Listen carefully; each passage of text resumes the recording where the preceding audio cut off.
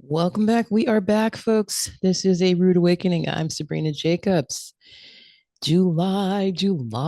My goodness. Join the Ecology Center for Plastic Free July, a series of events for community members to learn, take action, get tips on reducing plastic waste, and connect with others who are concerned about the global problem of plastic pollution. And yes, I read that straight from ecologycenter.org, ecologycenter.org. Here to talk about it is, or give us a preview of what's going to be happening in Plastic Free July is the executive director for the Ecology Center Berkeley, Martin Bourque. Martin, thank you so much for being on Rude Awakening once again.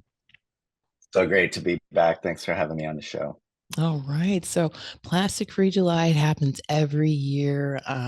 The name, it's pretty self explanatory, but the Ecology Center really delves in and tries to teach the public and give them tips about how to reduce their plastic consumption. So, give us a preview. Talk to us about what the Ecology Center Berkeley has planned. Go ahead. Yeah, well, the Ecology Center is the originator of curbside recycling. We ran the first and longest running curbside collection program in the country, but we always, uh, prescribe the waste hierarchy, which goes reduce, reuse, and then recycle. And it seems that the plastic packagers and manufacturers forgot about the reduce and reuse part, and they just want to help us believe that all plastic is recyclable, and that should just be the solution for the end of life of the ever growing volumes of disposable plastic that they push out. So Plastic Free July is a month once a year to really take focus on this global plastic pollution crisis that we have. We're finding plastic in every parts of the planet, in all the organisms that are studied. Microplastic, plastics breaking down into very small bits and getting into our food chain, and bringing with it health problems and unknown concerns. We're basically in an epic of great experiment on a global scale of what happens when you release massive amounts of plastics into our ecosystems at a global level. And we're finding it everywhere, from filter feeders like mussels and oysters, in the tissue of fish. Recent studies have found it in the testicles of human cadavers.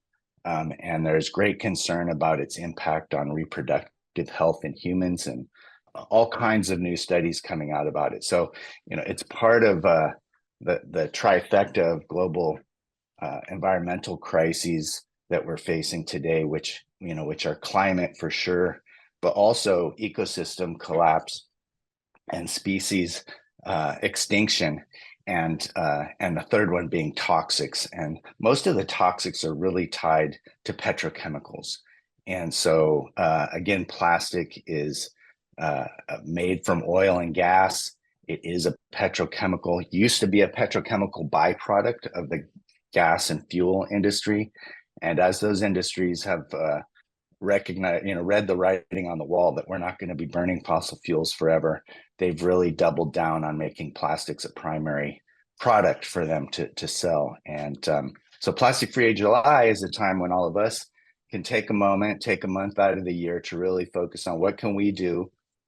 And I always go back to Annie Leonard's Story of Stuff piece about flexing both our consumer muscle, which in the U.S. is really overblown and pumped up on steroids. So we can do a lot as consumers, but also flexing our citizen muscle and trying to create systems change that prevents the plastic in the first place. So that's sort of the framework in which we look at Plastic Free July. And this year's theme for Plastic Free July that we're pushing into is keep it in the ground. So really making the linkage between oil and gas extraction, pipelines, petrochemical, all of the impacts upstream on fence line and front line and wellhead and pipeline communities, um, and really tying it to the source of plastic and saying, like for our climate concerns and also for our ecosystem health and toxicity concerns, we need to keep this stuff in the ground where it is, where it belongs. Definitely. Yeah. Yeah, the latest report is nanoplastics, I guess they're calling them, because they're such tiny little particles that they're finding in the wastewater and in our blood. It's just it's very, very terrifying. It's like, okay, well, how do we filter that out of our bodies? How do we get rid of it? What can we do? And there is no answer. It's just, oh, you got nanoplastics in your body and there's nothing we can do about it. We have no answers for you yet. But, hey, there's hope. There is hope. There's always hope with all the work that you do, you and your team do at the Ecology Center Berkeley there, Mr. Martin Bourque. So 2017, the city of Berkeley officially declared July as plastic free month. So has that theme spread? Has it caught on to other major metropolitan cities? Talk to us about the message Mm-hmm. that the Ecology Center has been spreading Yeah, over so the last 40, 50 years. thanks. Yeah, so Plastic Free July started in from organization in Australia and has really taken off internationally. In the US, we've been one of the champions in sort of taking it as a month to really focus in on plastic. We have a long history here in Berkeley in battling the false narratives and lies that the petrochemical industry says about plastic recycling, and this goes back to um, when the bottle refill program that the state of California had using glass bottles and refilling them, when that shifted to uh, uh, disposable single-use plastic bottles that were supposed to be recycled.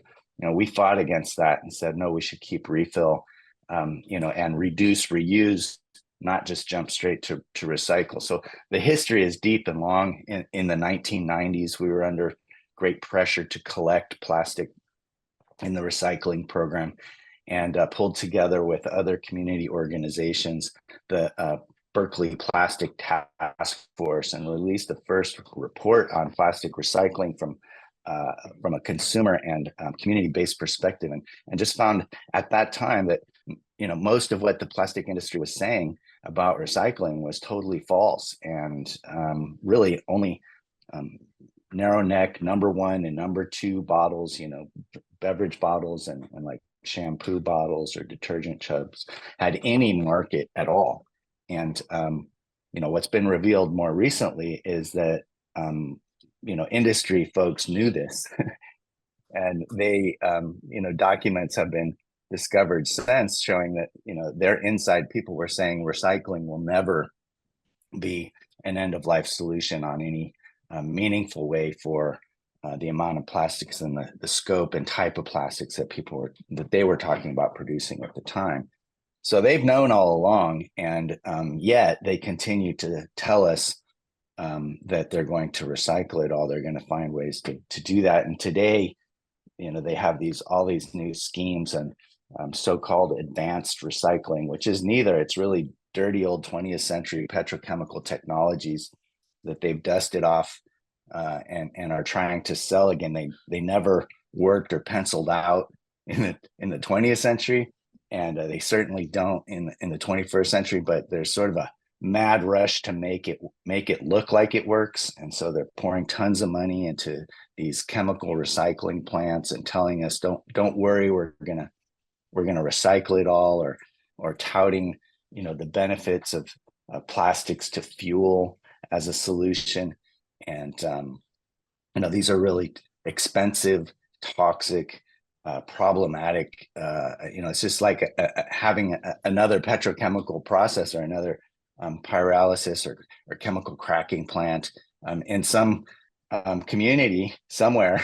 Right. This has to happen somewhere. So it's just adding to the toxic burden of folks in Cancer Alley or in Texas or Louisiana, Pennsylvania, um, and adding to the existing toxic burden, or building new plants in new places and creating a new toxic burden for other communities. So we really want to say, like, rather than trying to recycle it, let's go plastic free. And that was a message that author and activist Beth Terry brought to the Ecology Center about I want to say about 10, maybe 15 years ago. And she has a great book called Plastic Free. You can get it at our store.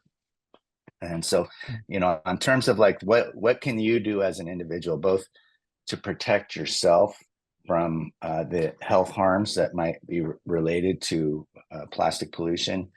Beth Terry's book is a great resource. Our store, which is on San Pablo Avenue, right near Dwight Way, 2530 San Pablo Avenue. We're open Wednesday through Saturday, 12 to 5. And not only do we have great books and resources and staff who are extremely knowledgeable, and fact sheets and all kinds of support things, but our products in the store can help you go plastic free. So, things like, water bottles are so basic at this point. Right. Everyone should be using a reusable water. In the Bay Area, we have fantastic tap water, and we take it totally for granted. We're flushing it down the toilet constantly. But this is, Literally. we have really good tap water. We should be drinking tap water and not bottled water. So if you drink a lot of bottled water, for July, think about getting a reusable water bottle and just making that one action. You don't have to try and go 100% plastic free, although that's a great goal and ambition, and is a challenge that we sometimes do individually or with groups of people. But you can also just say, what's the one thing that I want to try and do for July? So, if you use a lot of water bottles or beverage bottles, think about getting a reusable and just try that out for July. Plastic film, bags, wrappers. This is a real contaminant for the recycling stream. So, our goal from a citizen, flexing our citizen muscle, is trying to get rid of plastic bags, and doing that through plastic bag bans. Berkeley has been a leader in that space, helping to get Alameda County and now the state of California to have a plastic bag ban on the very thin disposable plastic bags. Now coming back with a second round of sort of 2.0 plastic bag bans to get rid of those thick ones that are supposed to be reusable, but Mhm. don't really get reused that much. And in Berkeley, produce bags now have plastic produce bags have been banned. And so, getting a cloth produce bag or a few for you to use them, learning how to manage your produce in a way that it doesn't dry out in your fridge or go bad. It takes a little practice. And so we've got information on that, but try one thing for July. What can you do to let go of some of the disposable plastic in your life? Right. We have a refill station in our store. So this is new, refillable. You can bring your own refillable container and buy house cleaning products and body products like shampoo and lotion and hand soap in your own refillable container. Oh, really? Um, so that's a great way to go. Yeah, it's really exciting. There's a few other area stores in the area, refill and re-up. But come down to the Ecology Center members. Ecology Center members get a discount in our store. So it's an incentive to join the organization, make a donation, become a member, and get your discount in the store. Oh, We also have these toothpaste pellets, and I don't know if folks have tried them or heard about them. The first wave of them was a little gritty. I didn't like them that much, but basically it's a little, it looks kind of like a mint, like an Altoid or something, and uh, you pop it in your mouth and you chew it up and it kind of foams up, and then you brush with that. And we have them in Wow. bulk, so you can bring your own container, buy the pellets in bulk, and you'll never use another plastic tube again. So these are Wow. simple things that you can try as an individual, and Yeah. you Oh know, my. and just, you know, try and take one thing in plastic free July, and, you know, see if you can eliminate something from your life that's plastic and disposable. My goodness. Okay, Martin. Martin, it's been way too long since I've been to the ecologycenter.org, Ecology Center store. I have not. Okay, so toothpaste pellets. Oh man. And refills on shampoo and body wash. That's amazing. That's great. That's exactly what needs to be happening across the board because, I can't stress enough. Seems like every time I talk to you, I have this conversation about plastic. There's so much plastic out there that cannot be recycled. And the ruse that has been put out there for so many years, for decades, that, oh, yeah, you can just, you can recycle plastic, you can recycle all plastic. It's just not true, folks, just not true. But the audience for A Rude Awakening, they're pretty educated. So, folks, we know you know what you know, and not only because of the show, but because of your own initiative. Take some more initiative. Get down to the Ecology Center store, 2530 San Pablo, and check it out. Check out all the goodies that they have there. I bought my my first water bottle there, and I loved it, loved it, loved it. And then I lost it. Had to get a new one, but it was so worth it. It is so worth the time. Martin, wow. Okay, so there's going to be a bunch of events. We're going to have you back on. We're actually going to have the program director for Plastic Free July coming on, Jessica Mitchell, right? If Yeah, I'm Jessica is doing great work in putting together our Plastic Free wonderful. July activities. We have a store sale, we have educational activities, we have some cleanup activities. She'll come on in a later show and talk about all the different events and activities that are coming up in July. Um, and I also just wanted to say, you know, on our Yeah. citizen muscle, there's a lot going on. You know, this is probably the fastest moving um, movement that I've been a part of in my many years working in environmental and social justice issues. And it's because citizens are putting such pressure on the brands, you know, the consumer product brands. Yeah. And so we're seeing legislation move forward. California has SB 54. It's a brand new bill that was passed 2 years ago. It's working through the regulatory process and rulemaking process. But basically, it requires the producers and the brands that put the products out in plastic packaging to reduce the amount of plastic that they're using and to pay for the end of life disposal and recycling of that packaging. So it moves the burden of end of life cost to the manufacturer, to the brand, Wow. and that forces them to think about redesigning their products or using other kinds of packaging. So very exciting. In 2019, Berkeley passed the uh, disposable free Berkeley ordinance. It's a foodware ordinance that bans plastic foodware for takeout in local restaurants. So as a consumer, you know, you can, when you see brands pushing out more plastic garbage, you can go on their Twitter feed, you can go on their Instagram feed and putting comments in there. They're very sensitive to their brand reputation. You let them know you don't want their products in plastic packaging. Same for local businesses. They're not supposed to be using any plastic foodware in Berkeley. If you're a Berkeley resident or come to visit and you see that in a restaurant, you should let the staff there know that they shouldn't be using plastic foodware and to please use compostable Yeah. and to use reusable foodware when you're dining in. You know, if you go into a restaurant and you order something and they bring you everything in disposable, you sit down, you eat, and you look down, there's a pile of garbage. That's actually illegal in Berkeley. And Wow. so you know, ask for a reusable cup when you sit in a cafe. Ask for a reusable plate when you're sitting down to eat. And we need to get back to the basics of just reduce and reuse first, and recycle last. Right. And even if you're not in Berkeley, folks, even if you're not in Berkeley, you are empowered because this is beyond ridiculous. It's just, it shouldn't just be a law in Berkeley. It should be worldwide. Martin Bourque, my goodness. So, wow, that was a lot. That is a lot. So I can't wait to plug all of this together with the Ecology Center's Plastic Free July, their series of events for community members.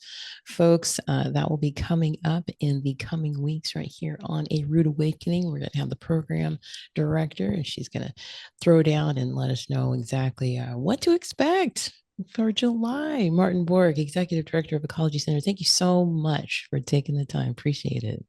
Thank you, Sabrina. Great to be on Rude Awakening.